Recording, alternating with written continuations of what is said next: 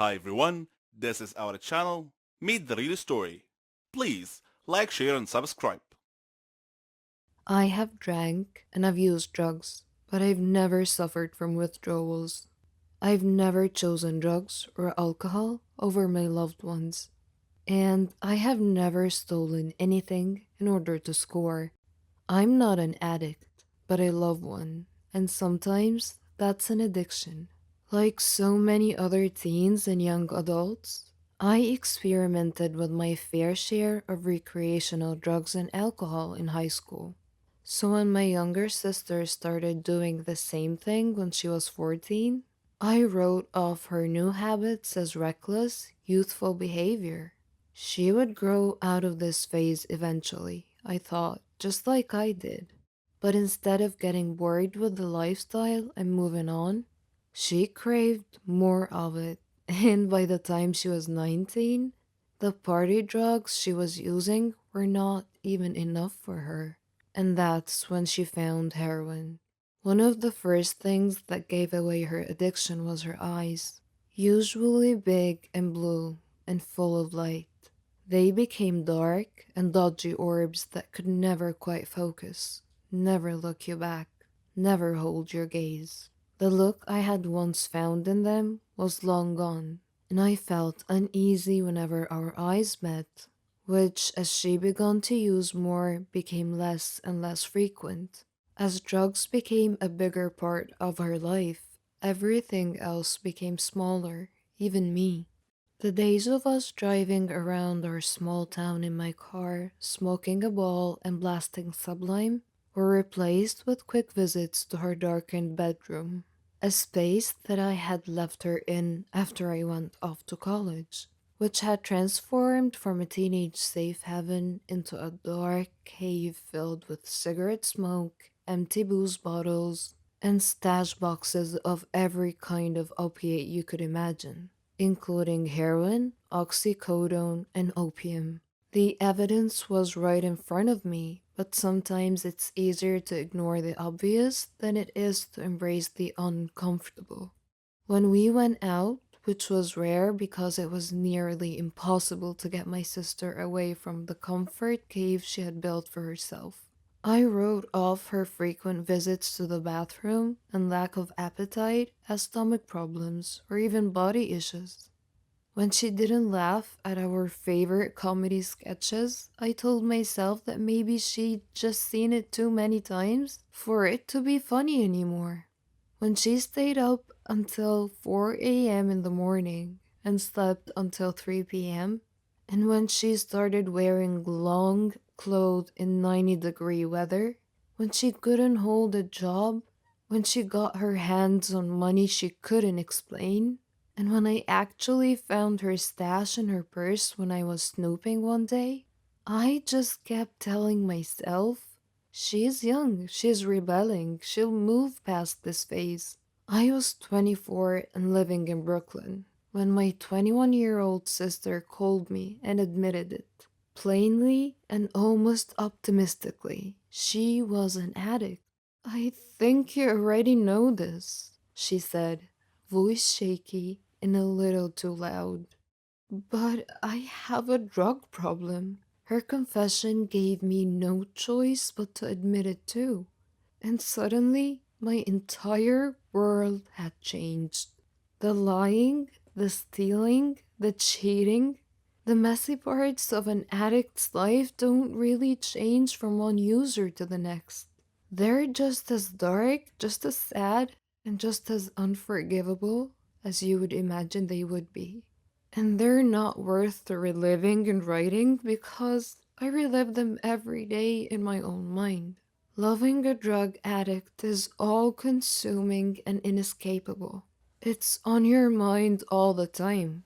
You become a husk of a human whose insides have been entirely replaced by anger, fear, and resentment, and suddenly those feelings start to bubble over into every part of your life.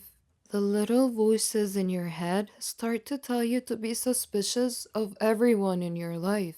Because if this one person could betray you, if your loved one could steal from you, If your own little sister could stare you straight in the eyes and swear up and down they haven't used, when you know damn well they're hiding the drugs in their bra, then who can you trust? Your constant suspicion makes you angry too. Angry at your loved one for getting addicted in the first place. Furious at the family who sat back and watched it happen. And bitter with the entire world for allowing a problem like this to exist.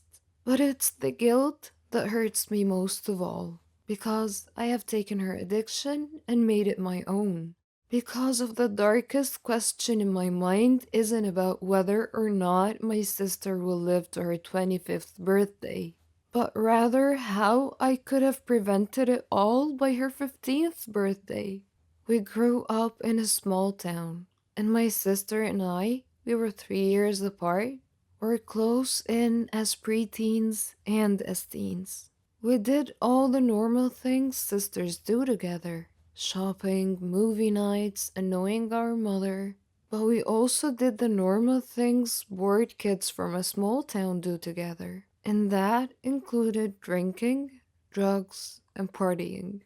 By the time I was a senior in high school and she was a freshman, we skipped out on the first period of school in favor of a ball cruise and a late breakfast at the diner in the next town over. When I went off to college, I didn't leave my sister at home to die of boredom.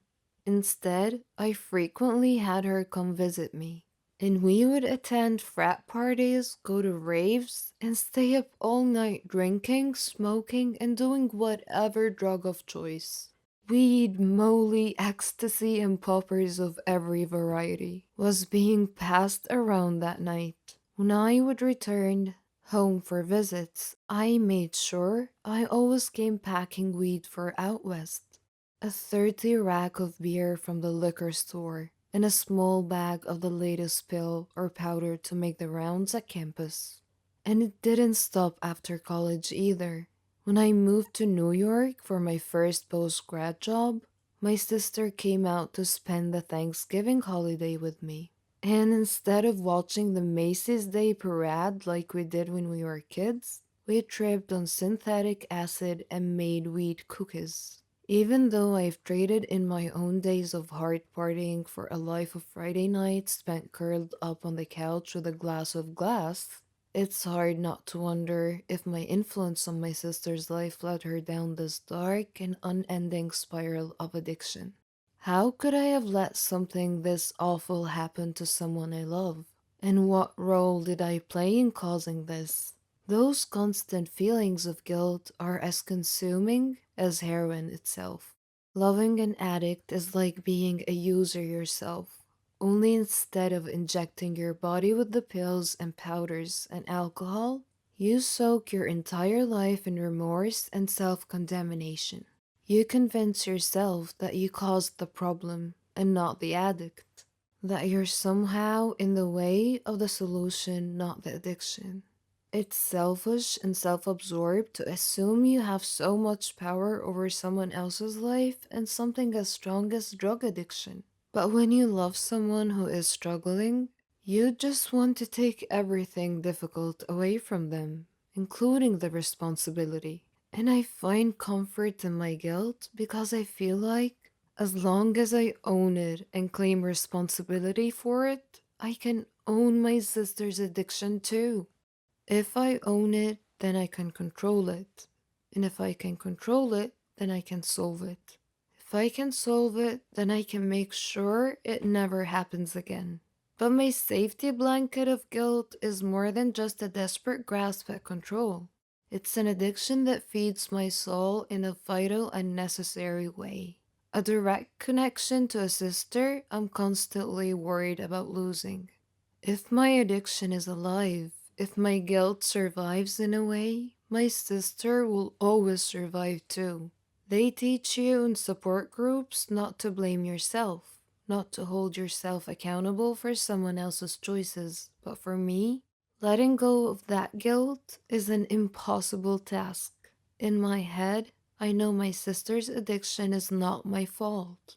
I know I did not create my sister's addiction, but deep in the pit of my stomach, I feel these things. And unless you're the loved one of an addict, it's impossible to understand the need for both of those irrational beliefs to be true. I want to be the one in charge of my sister's addiction because that means I have control over it.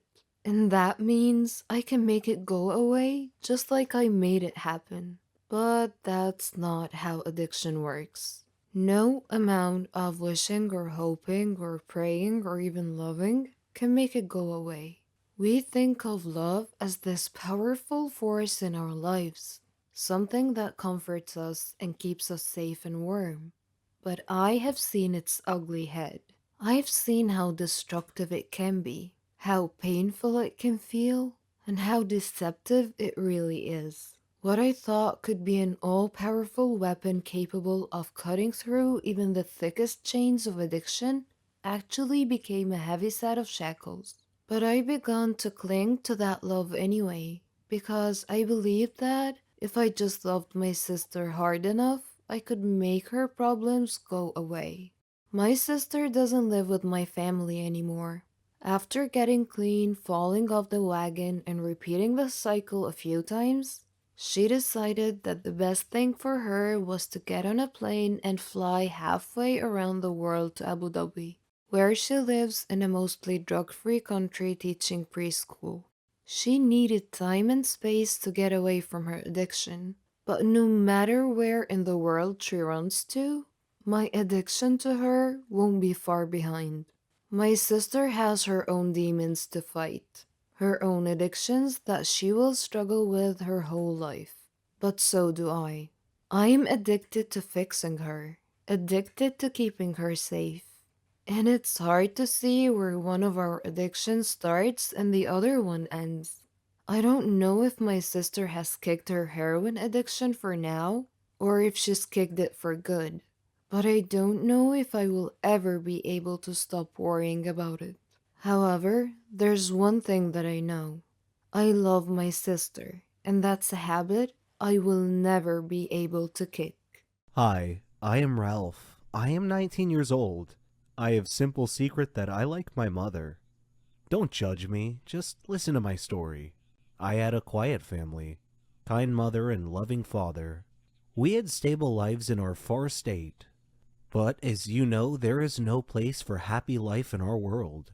There was a turning point in life, and it came quickly with me. It was a nice day in our garden, me, my mother, and my father. My father was sitting under a tree reading a book. Me and my mother were playing football. Suddenly, Mom overshot and the ball went into the street. I was too young to think. I just ran quickly to pick the ball. There was a fast car. The driver was screaming at me, "Stay away!" But I did not. My mother sacrificed herself to rescue me. I fainted, and when I woke up, I saw my mother's blood everywhere. My father was crying. There were a lot of people. Our lives changed to be gloomy. He was surrounding me by many looks. I thought he blamed me because of her death. He was so sad. I left my friends. I did not talk with people. I was just 8 years old. I was thinking of killing myself. I would like to escape from this blame. Suddenly, my father decided to marry. I shocked because I could not imagine any other woman instead of my mother at home. He said in a firm voice, "She will be at home soon." He asked me to be a good boy. I entered my room and started crying. I could not imagine. But I decided to annoy her. When she prepared food, I immediately threw it. Her only reaction was a kind smile. While my father was staying at home, I insisted by bothering her by doing a lot of noisy things. My father was shouting, and she always protected me. I said to myself, maybe she is a good woman, and she loves me. One time, while she was cooking, she had a phone call from a hospital. It was an urgent matter. I was watching TV. She came in to me and said, "Ralph, my sister is in the hospital and I have to go. Can you take care of cooking?" I did not care. She smiled and went out. I went to the kitchen and turned up the heat to burn the food. But the fire did not just burn the food, It started to burn home too. There was fire everywhere. I could not breathe. Then I fainted. I woke up, but I did not know where am I. I looked around and saw my stepmother sleeping. She looked exhausted, and there was cinder on her face. Suddenly, the door opened, and I discovered that I was in the hospital. The nurse said, "Get well soon." I asked her what happened. She told me that there was a big fire at our home, and my mother is a brave woman. She entered home and rescued me in the last moment. I looked at her. I discovered that she is a great woman. She woke up suddenly and asked me, "Are you okay?" I hugged her and cried. I said, "Sorry for everything." She said, "It is okay. I can understand." I considered her my mother. I started to help her in everything at home. She helped me a lot. I supported her a lot until her last illness. Today, I'm standing in her gravesite. I want to tell her that I love her a lot.